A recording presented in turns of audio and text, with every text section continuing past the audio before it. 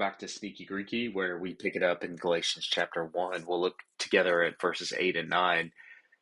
I did want to let you know that I'm going to be reading at different speeds as well, I think concurrently. So, right now, we're currently working through Galatians on a more detailed basis, really doing a deep dive and looking at the grammar and the syntax piece by piece, really clause by clause, even word for word at times.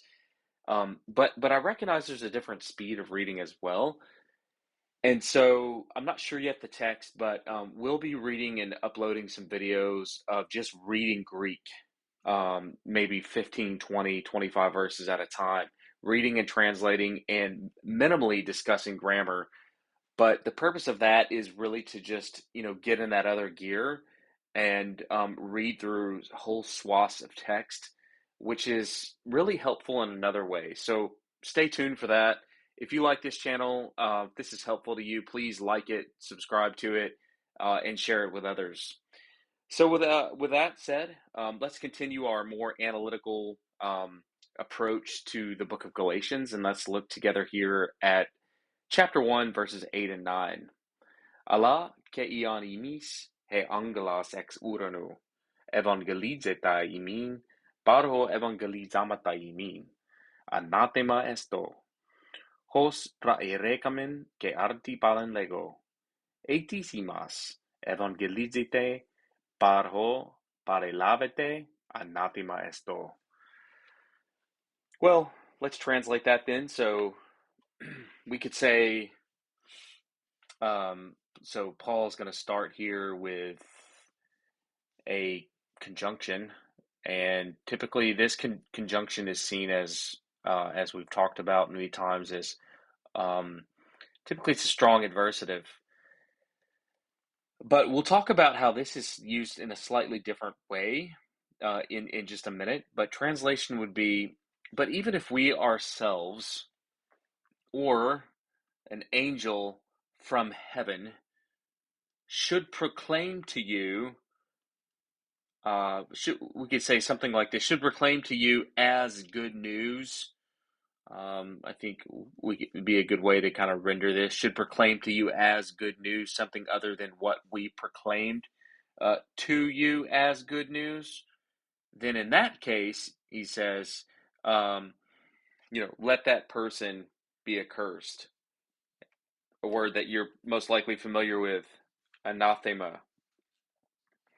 And then in verse 9, Paul goes on to say, as we have said before, he starts right here with this host clause. As we have said before, I say again now, if anyone proclaims to you as good news, something other than what you, and this time it's not, this time it is what you received. Up here is what you proclaimed. Now he says what we proclaimed up here, and down here what you received. So he switches from we to you, and he switches from proclamation down to receiving something. So again, so the translation of the whole would be back to verse 8, but even if we ourselves or an angel from heaven should proclaim to you as good news something other than what we proclaim to you as good news, let that person be accursed. As we have said before, I say again now, if anyone proclaims to you as good news something other than what you received, let that person or let him be accursed. Anathema. So a couple things we just noticed. Let's just take a look at the text again. One thing that I do is before if I'm really wanting to analyze a text, I'm looking at all the things that are going to tip me off in a text of scripture. So we're going to start, or not even a text of scripture, a text of Greek, whatever it is that we're looking at. So we're going to bracket off our prepositional phrases. This is an interesting use, which we're going to talk about here. We're noticing a couple of things. We see this imperative here. We see the imperative again here. And of course, this imperative is going back to, let him be accursed. Same thing here, which is going to go back to this one, anathema. What else are we looking at? We're going to, of course, look at these connectors. We want to pay attention to that. This conjunction, we want to pay attention to this if clause. We're noticing pronouns throughout. We'll pay attention to this. If want to pay attention to this, and we see, of course, all these pronouns.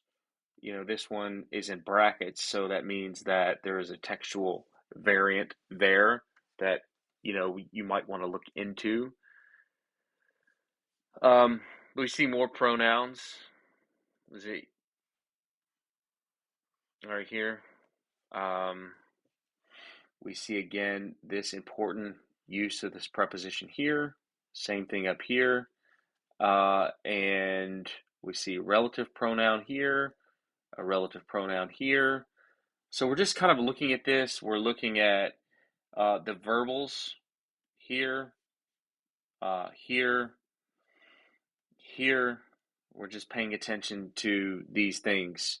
And so as we're looking at this text, we're just kind of getting a lay of the land, making sure we understand the key pieces that are here.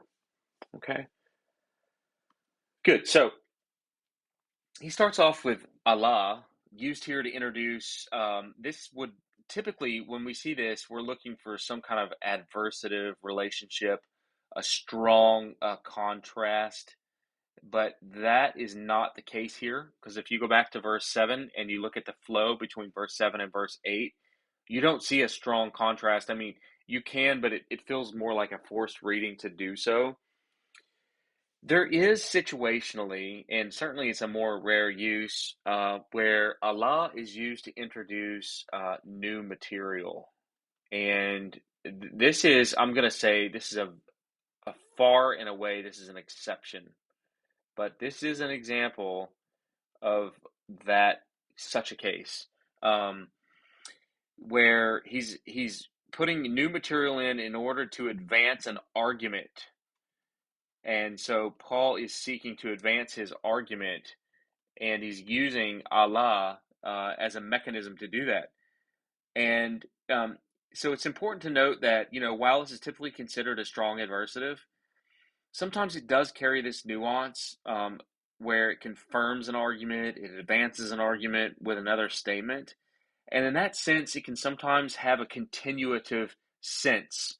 Like, I've said X, now let me add Y to the string of argument, and you'll see Allah as a co-joiner there. Where do we see attestation for this in the New Testament? Well, a couple things that I want to point out. Number one, you'll see an example of this. I would have you look at 2 Corinthians 7, verse 11, where you're going to see exactly that use. Another place where you'll see this is John 8:26. So if you look at both of those, you'll see Allah used in just that way. And then the other place I would just point you to is, of course, A.T. Robertson. He's got a seminal grammar. A.T. Robertson's a grammar of the Greek New Testament in light of historical research. It's just a beast of a grammar. But A.T. Robertson talks about this use on page 1185. So we just have you look at both of those to understand how this is being used, and understand that it is rare. It's not something that typically happens. So here what we have then is, when he says, but even if, and here Kai is used in that sense of even, but even if we, okay, and he starts off with this phrase, even if, and what we have is the setup here for a conditional sentence. We see this classic setup. It's with keion, This is a classic setup to a conditional sentence. And so let's just talk about this piece of syntax briefly. It introduces what we would call in grammar a third class condition. This is a third class conditional sentence. And what kind of conditional sentence is it when you see this? You see this third class. Anytime you see aeon plus this subjunctive followed by a verb in the apodosis, you know that you're dealing with a third class conditional sentence. Now, I said a lot there. Before I explain some of those pieces, those words that I just said, just know that grammarians also call this third class conditional sentence, it's also known as the present general conditional structure, conditional sentence. So present general condition or third class conditional sentence, either way, it's fine. That's how the terminology is used in grammars. And so I said that when you see aeon plus the subjunctive and followed by a verb in the apodosis, you have a third class condition. The apodosis is an if, there's an if in an if-then sentence. Just explain this. You have an apodosis and you have a prodosis. A prodosis and apodosis. An apodosis, these should be inverted. Prodosis, apodosis. Where the prodosis comes first and then the apodosis. So the prodosis is the if and the apodosis is the then. So I apologize for having these inverted in terms of how I've drawn them up on the screen. But that's how it works, if then. And you're going to see this k-eon phrase. You're going to see it used with a subjunctive. You're going to see it used with a verbal in the apodosis, and then we're going to have a third class condition. So then the question might be, okay, so what's a third class condition? What does that look like? Well, a third class conditional sentence is distinguished from a first class in that a third class is, we're going to call it more tentative. More tentative.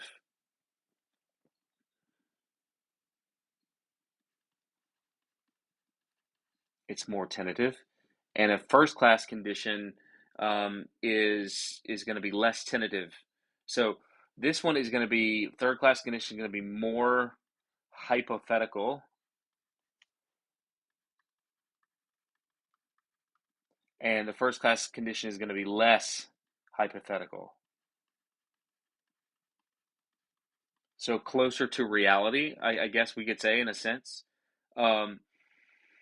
Third class condition is merely a hypothetical situation, but while the condition is presented as uncertain of fulfillment up here, we would want to say that it's still possible. So it's more hypothetical, not merely hypothetical. In other words, there's still a possibility at play in a third class condition. With a first class condition, it's less hypothetical, and I guess we would want to say more probable, more possible, if you want to put it that way.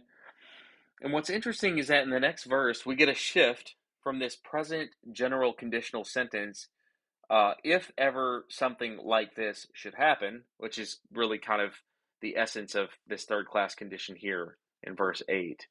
If ever something like this should happen, just you get the feeling there, it's kind of general, to a particular condition, a first class condition, where he says something like, if someone is actually doing this, and you can feel that shift there. Now, one other thing that we need to say is that k-eon is that it presents a concessive idea. And by concessive, I'm just going to put CSV for concessive. Concessive would be this sort of structure, even though and what's going to come next. Like an if then, even though, whoops, yeah, it's a mess. Even though, and then nevertheless, hard to draw with this pen. Even though, nevertheless type of structure. So we talked about an if then, and this is a similar structure in that we have even though, nevertheless, and that's a concessive idea. So here, Paul is setting up a concessive idea with this K eon phrase. Not only is this launching a third class condition, so we want to put that here, but it's also a concessive CSV. We're going to see that here as concessive idea, even though, nevertheless. So that it's presenting this idea, even if, and then you have this emphatic pronoun, even if we, and because we have aeon, we're going to expect, as I said, the subjunctive, uh, and a subjunctive verb to follow, and that's exactly what you have. And you notice that with evangelidzete, the long eta, you'll notice this is the connecting vowel instead of an epsilon, so this is a present middle subjunctive third person singular. So then he says, Imis e angelos ex uranu. And here we see a nominative compound. Let's just bracket this off. Here we see a nominative compound, especially here, and then we're going to get this prepositional phrase on the back end of it. It's the and this serves as the nominative compound subject of evangelidzete, and it's used with its genitive modifier ex uranu. So what he's saying is, but even if we ourselves is kind of the idea, even if we ourselves or an angel from heaven, the genitive is likely genitive of source. That's where the angel comes from, an angel that's sourced out of heaven, an angel from heaven, or we could say a genitive of source or origin is the idea there. If even an angel from heaven, if even we or an angel from heaven should preach to you, and you get this idea of should preach to you here with a subjunctive, should preach to you. Just a word on the etymology here of aeon, because you see aeon here, and down here you see a, and so these are slightly different. Both are setting up if then concessive ideas, but this aeon, just something about the word on the etymology here. So really, aeon, it really comes from this exact same a right here that's used here, but it also comes from adding to it on, and so on is this is considered a conditional particle. And so a conditional particle, which not only introduces a subjunctive mood, this is typically when you see this word here, you're typically taught in beginning Greek that this is sort of a setup for the subjunctive, which is fine to talk about it that way, conditional particle that introduces a subjunctive mood. But more specifically, what it does is it's introducing a general conditional clause. And so here, what you have is a crassus. You have these two words coming together, and on, and these words are coming together, and then you just get this vowel elides, and you just end up with eon, just like that. And that's where the intervocalic, you've got this iota that drops out between the epsilon and the alpha. And so eon then just becomes the word that's used. So, in here etymologically, you have the process, this diphthong here, this ei and this short a, right? it becomes aeon, as I said. And the process by which this happens, this is just, you know, this is more technical stuff. But the process by which that happens is called quantitative metathesis. Oops. Quantitative metathesis.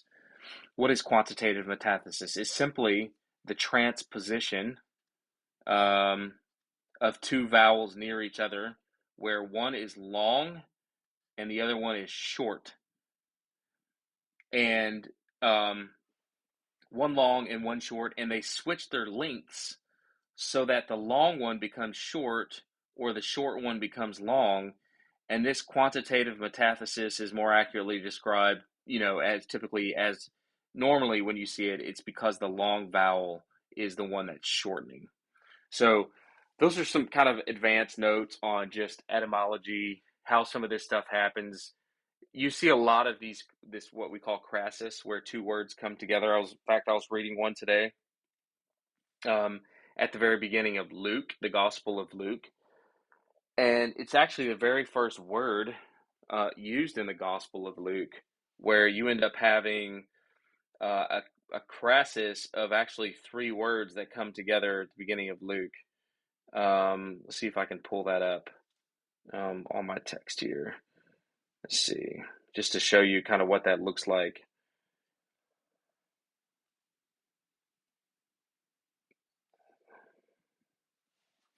Okay.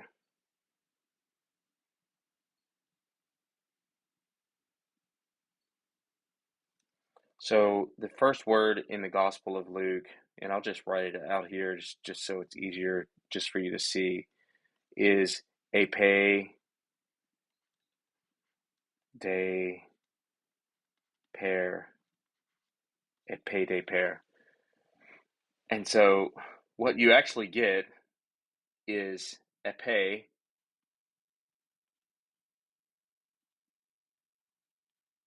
and then you get de, and then you get peri.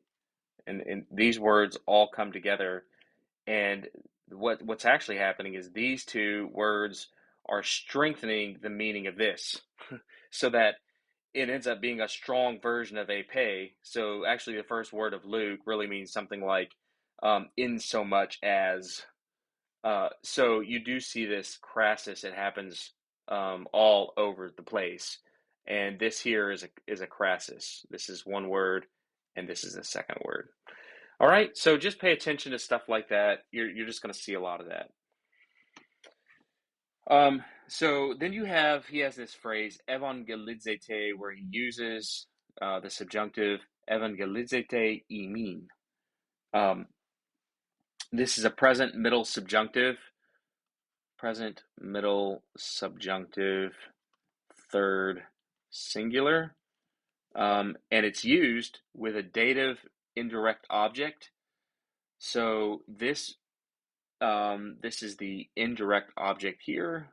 If anyone should preach to you. And then you have a really interesting use of para here. Para plus the accusative.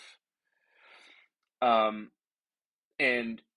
para plus the accusative can mean a number of things. For example, para plus the accusative can mean contrary to, which is how it's best understood here. Literally proclaiming a gospel alongside. That's sometimes helpful to see it that way, alongside of you. If anyone should come to proclaim a gospel alongside what we proclaim to you, in other words, like a parallel gospel, like a false gospel that's being spoken of at the same time, if anyone should come and proclaim a gospel alongside the one that we were proclaiming, right? That's referring to a gospel being preached alongside the one that Paul has preached in order to supplant it or to take its place. That's really how para is being used here. The net effect of this preposition is to force the meaning, is really to bring the meaning in here, which is contrary to. right? So if anybody should preach a gospel contrary to the one that we preached, Bauer's lexicon, he talks about this. If you just look up this preposition, you'll see that it carries this force. It's about under his meaning number 6 in the lexicon. He calls it a marker which does not correspond to what is expected, something that's contrary to. He gives another example of this in Romans 16:17, which you can look up on your own and see that use exactly of para in this contrary to sense. All right. And then you have this relative pronoun ha, contrary, and we would just translate it as which, contrary to the gospel, right, which we preached. The noun gospel would be the antecedent of the relative pronoun. Um, but Greek routinely omits the antecedent of the relative pronoun. But in essence, this is what we have. So to translate, we could say, but even if we ourselves or an angel from heaven should preach to you, and then we would just kind of insert here a gospel. This would be like what's ellipted. If anyone should, but even if we or an angel from heaven should preach to you a gospel, okay, contrary uh, to what we preach to you, or to that which we preach to you, then let that person be accursed. In that translation, I supplied the word gospel because it's ellipted, but it's the functional antecedent for the relative pronoun. So this relative pronoun is going to be connected to this ellipted word here. This would be the functional antecedent. These two would go together. So if we were diagramming this, I would put somewhere in brackets the phrase a gospel. Esto. So we look at the end of this, esto, anathema esto. And we'll just say a word about this, esto. And we end this verse with this imperative. And esto, of course, comes from me.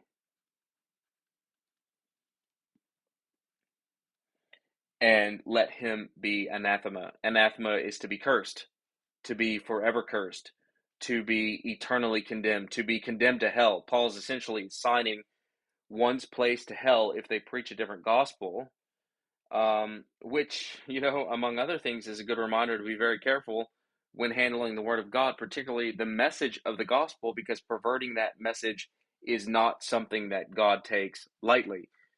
And the implied actor of this cursing is God.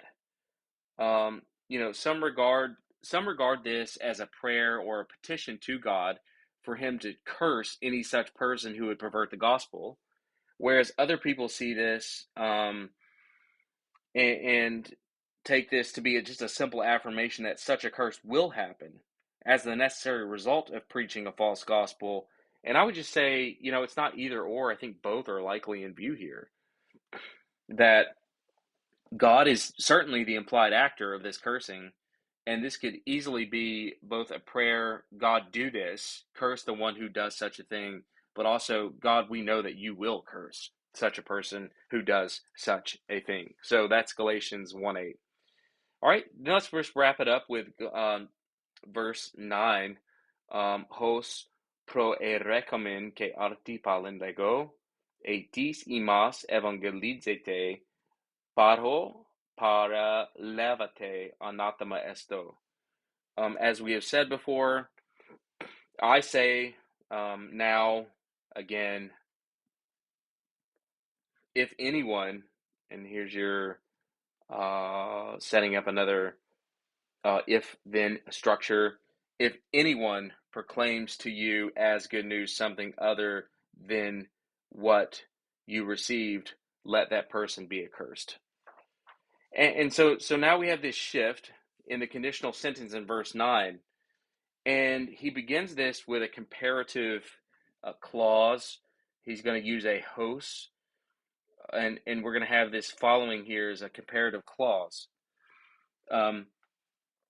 And hos is a marker of comparison. So when he says pro e rekamen, here we have our verb and we have a perfect, active, indicative, first person plural. And this comes from pro lego,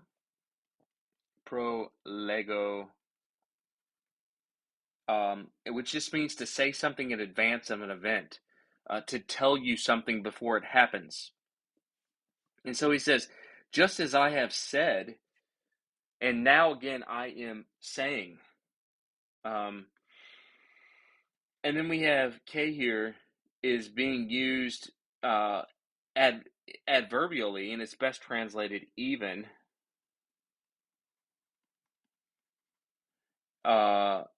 And so this is very common use of kai in Greek literature. It is sometimes called the emphatic use.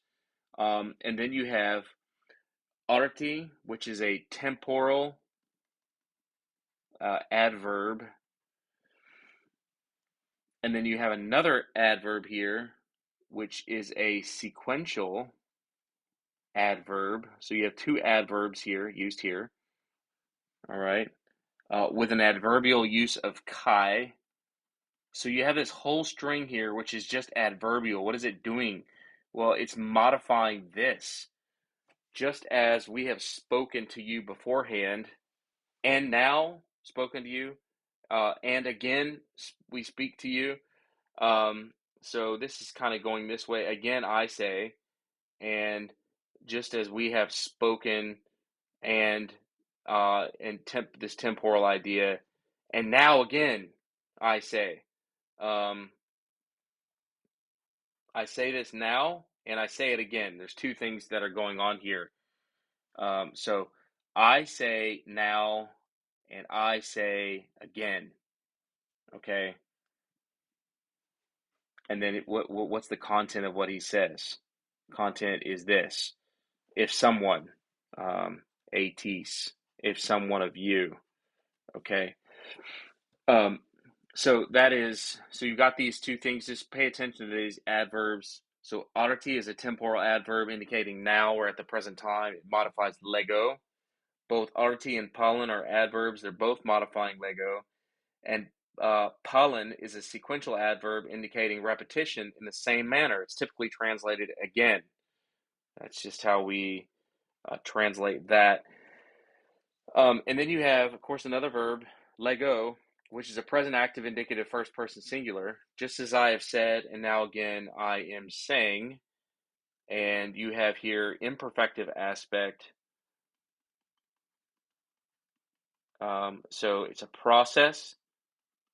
Just as now I'm in the process of saying to you again. And now we get to the main part of the sentence. And notice that we have a here. I'm going to erase this. Notice that we have a here plus the indicative. All right. So up here we had aeon plus the subjunctive. You need to pay attention to these idioms in Greek. They do certain things. They function in very specific ways in order to tee up for us very specific types of grammar that lead us to different types of translation. So it's really important to pay attention to these patterns.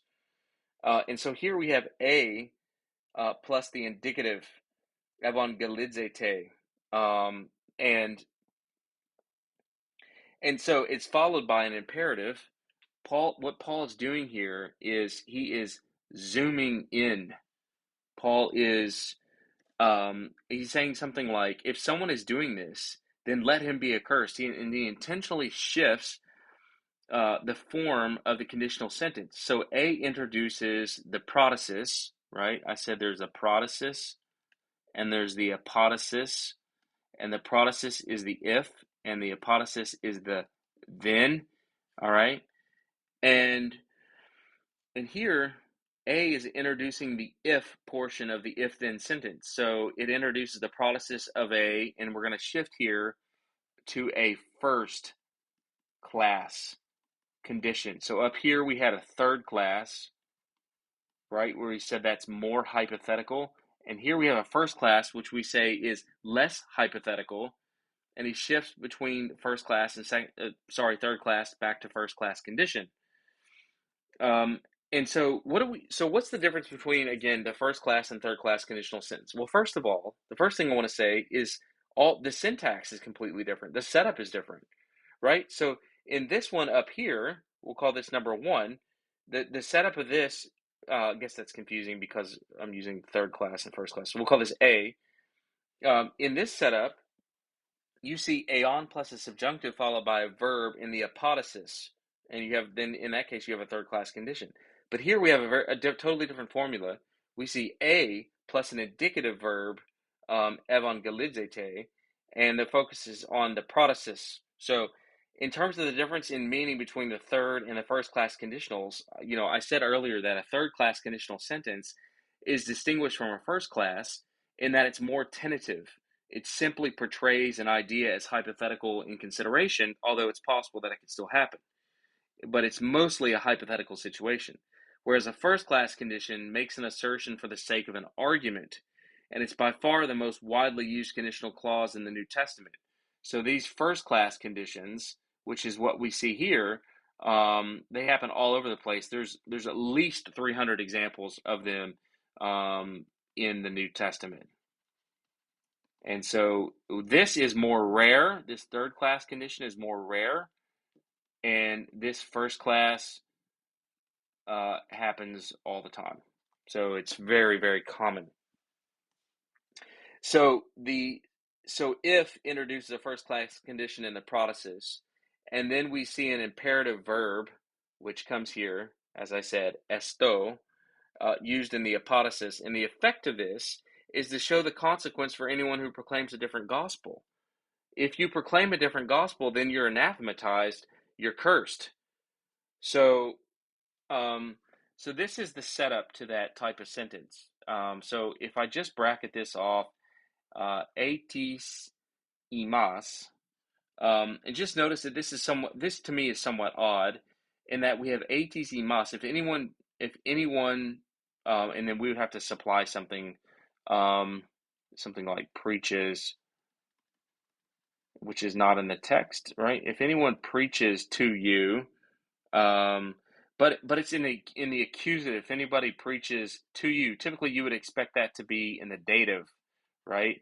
Like an indirect object. But here we have an accusative, and so just to say that, recognize when you see stuff that's odd, that it's odd. Okay, it's odd that it's in the accusative, whereas before in the prior verse it was dative. But if you look up, so then that should tip you off to say, okay, what's going on with this verb? In the sense that if anyone should preach to you, what's going on with what's going on with this evangelizo? If you look it up in the lexicon, you'll notice some very interesting stuff. If you look up evangelizo in Bauer's lexicon, for example, you'll see that you can preach to someone in the accusative. So you preach to someone in the accusative, and it shows up in the accusative. And so wherever the verb is used, especially this is true whenever it's used with tinny. Whenever it's used with tinny, you're going to see this type of construction, this type of setup. The focus is on the one who receives the message. And notice the next construction, we have another, as I said, we had one earlier.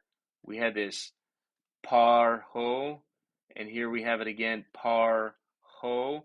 This is another construction where you have a preposition plus a relative pronoun. And this preposition plus relative pronoun construction has a specific marker. What it does is it marks non-correspondence. So these two things it's oil and water. They do not go together. This X does not go with Y. Or I could put it this way. It does not. They do. There's no correspondence. There's a break in between these things. And it's a marker of non-correspondence. Simply means contrary to. It can even mean these are oppositional. X and Y are at odds. You see a clash here. They're at odds with one another. Contrary to, against, out of alignment with. And up above, we saw that it was contrary to what we preached to you. And you see the dative. And again, we're looking at patterns here.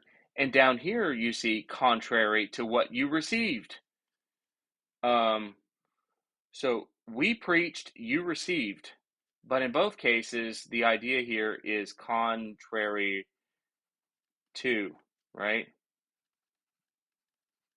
Contrary to what we preached and what you received. And in both cases, you have anathema. Let that person be anathematized. Let that person be accursed. So now in verse 9, it's contrary to what you received. And so Paul, in his rhetoric, is reaching out to them. He's saying, it's not just that we have said it, but it's that you have believed it. And so that's the problem. If anyone preaches something other than what we have said to you, but also if you receive anything other than what we preach to you. So the onus of responsibility is on both. Pere lavete, what is that? Pere lavete is an aorist. You have another verb here, an aorist active indicative, second person plural. And that just comes from para lavano. And the word is frequently used with reception and acceptance of spiritual instruction. To receive spiritual instruction. Almost like we would catechize our children, we would teach them, we would give them spiritual instruction, discipleship. So if anybody, if any one of you should receive a gospel contrary, if you receive a gospel contrary to what you have received from us, right, then let that person be accursed. Anathema esto, let him be accursed. We talked about that phrase in verse 8. So that's an overview of the grammar in Galatians 1, 8, and 9. And when we pick it up again, we'll jump into what we see in verse 10. Again, if you are profiting from these videos, please take a minute. Please do this, like it, subscribe to the channel, and also share it with others who you think might profit. I would appreciate it, and we'll see you in the next video.